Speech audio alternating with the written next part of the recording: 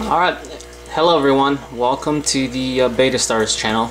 Today I'm gonna do a video on a breeding tank for betas.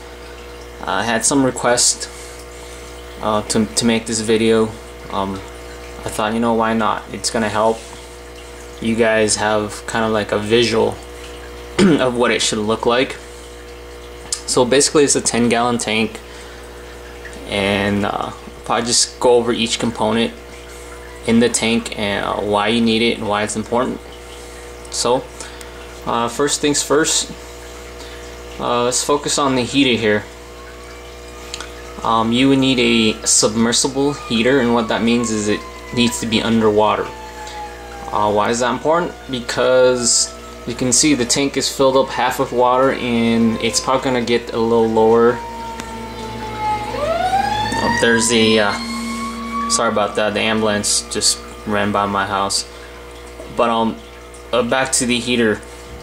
See how the tank is filled with half water, and it's probably gonna get a little bit lower because over time you're gonna lose some water to evaporation.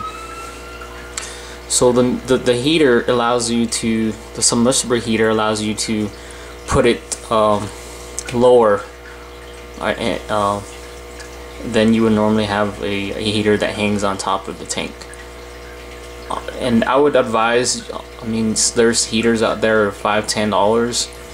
That's one piece of equipment you don't want to save money on. Try to buy one that is, you know, has a good reputation, that will last, and that would create a stable water temperature for your betas to breed, because they breed around 80 to 82. So if there's a fluctuation in the water temperature, your betas, they're not gonna like it very much. So get yourself a good water heater. Let's move on. Okay, let's zoom in. I also have a sponge filter in here as well. As you can see, I have it barely bubbling.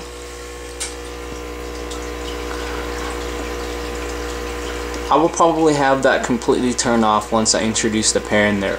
But after the fries hatch and they start swimming around and stuff, you want to turn it back on and just turn it on low.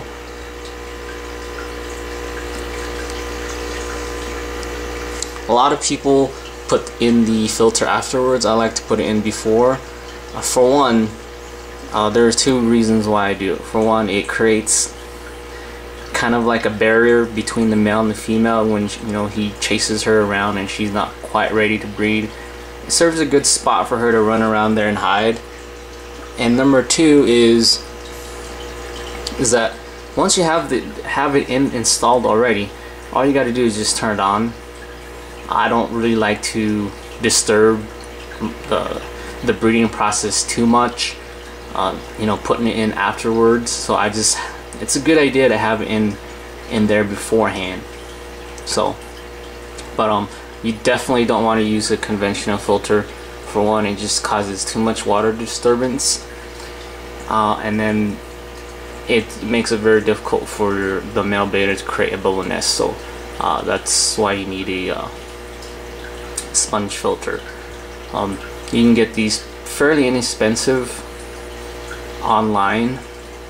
I think this one was like $4 or $5, so they don't cost you very much, but they do wonders. And if you don't have one of these in your breeding tank, your fries will start dying because the water quality starts to decline and your fries will start to die. So have one of those in there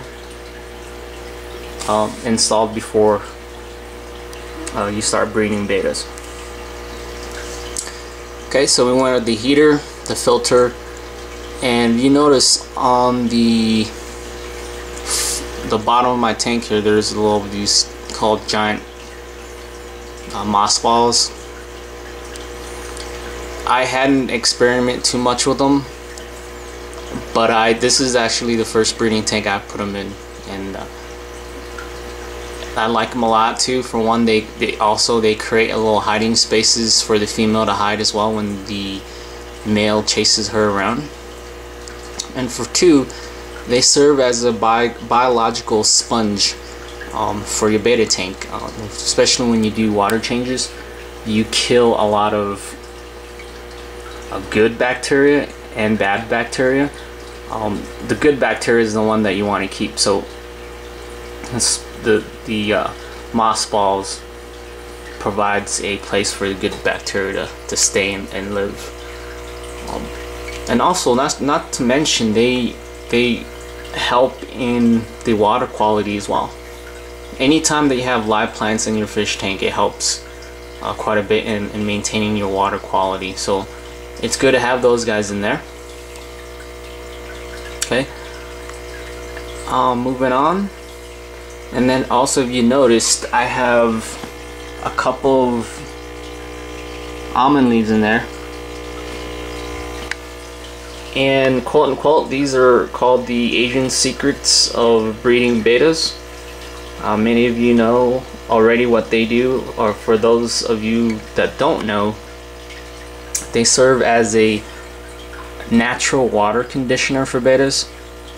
So I mean, in the breeding process, you want to create an environment that mimics their natural environment, and that's what these leaves do. For one, they lower the pH of the water. I live here in Colorado, so my pH is fairly high. So you drop, you know, one or two of these leaves in your tank, it lowers the pH level of the water down to the level where the bettas like it.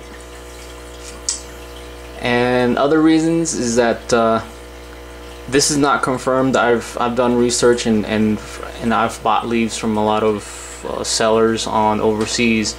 They tell me these leaves actually help fight diseases as well. So I mean, I don't see a reason why they would lie about it. I mean, these guys have been breeding bettas for forever, so I believe them. It helps my betta, so I can't argue with them.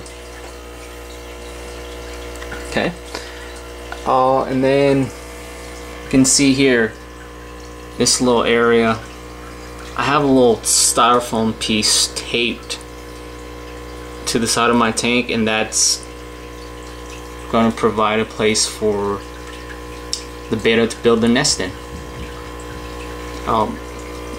The reason why I have it taped against the side of the wall is you don't want that piece to start floating around, and you know, keeps it in place, gives the male betta a place to build the nest as well. So let me pull the camera back. You can see it should look like something like this. I mean, there's different methods of breeding bettas. Some people do it in buckets, some people do it in tubs, in pots. There's many different methods, but this one, I like doing a tutorial on this method is because you can see all the different components and what they do. It's a good learning process. Once you do it this way, it's going to give you a very good handle on how to do it the other ways. But I mean, like I said, this way makes you understand the process, how things work, how bettas breed, and under what conditions. Okay, moving on. This is pretty much the top. You want the top to be, you want a cover. Doesn't matter what method you use. You want a cover on the top of your breeding tank. I have this little hole here for air circulation, but you want it covered to keep the air and the moisture in there. I mean, bettas don't really like cold drafts blowing in. It hurts their respiratory system, as well as it disturbs the breeding process as well. So, okay, another detail I think I missed earlier. This is the nozzle right here. It's a very fairly inexpensive piece, but this controls the output of the bubbles that's coming out of your the bubble machine here. So you want one like that looks something like this. You can get this at, you know, PetSmart or Petco, and you want it to set it where it barely bubbles. the least minimal disturbance as possible.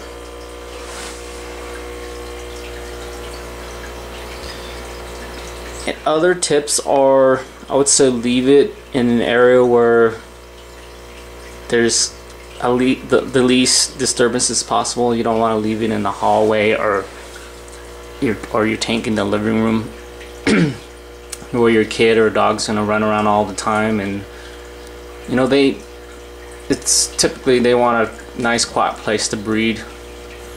You know, the fear factor, the disturbance it's gonna you know, make them more timid and such, and less comfortable to breed. And see, back to the almond leaves, you see how the water is not quite clear. It's a little bit tainted yellow. That's from the almond leaves, and that's kind of the color that you want to achieve. You don't want it to be too brownish, and that's just too much. So that's a good rule of thumb, is it's just a little bit of tainted of yellowish, and that's when you know the almond leaves extracts have been released into the water. Have your tank have it set up at least cycled for at least 3 days.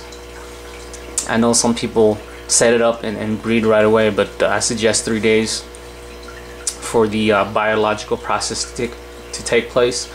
Not only for the almond extracts to be released into the water, but also the chlorine and other harmful chemicals to be broken down by the you know, bacteria and chlorine remover and such. So let it cycle for a few days, you know, come back to it, and then introduce your pair. So I think I covered everything, guys. If I've missed something, please leave me a message or email me. But then again, thanks for watching my video, and please visit my website, www.bettastars.com.